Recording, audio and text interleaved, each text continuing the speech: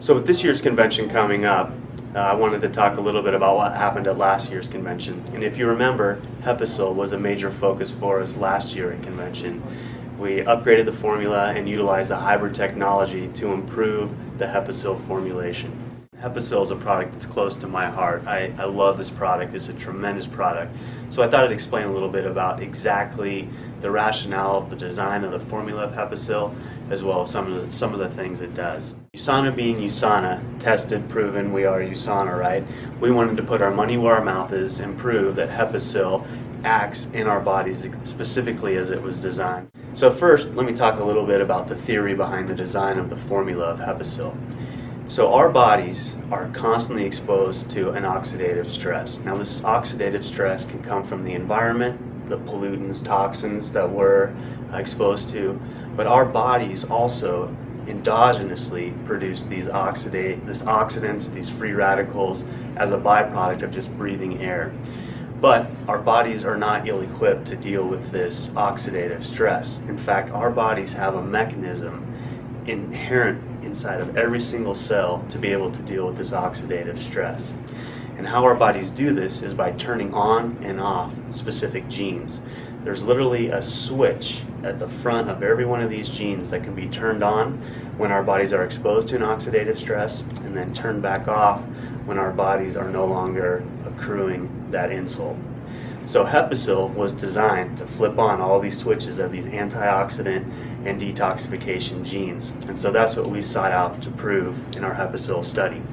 So one of the major strategies in the design of the Hepasil formula was to increase glutathione levels. And glutathione may be a compound you've never heard of before, but take my word for it, it is very important to our bodies. What's unique about glutathione is that it can act both as an antioxidant and it can be involved in detoxification pathways.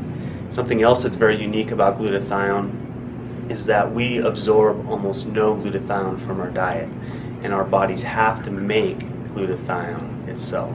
So again, one of the strategies of the Hepasil formula was try to turn on these genes, right? Flip those switches to make glutathione. What we did was looked at two things. We looked at glutathione, and then we also looked at vitamin C levels.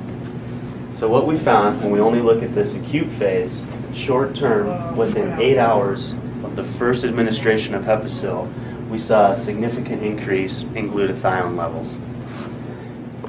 These levels only slightly tended to increase over that 1 month supplementation, but when we looked at the acute effects again, on top of these longer term effects, we again saw a very significant increase in glutathione levels after a 28-day supplementation with Hepasil.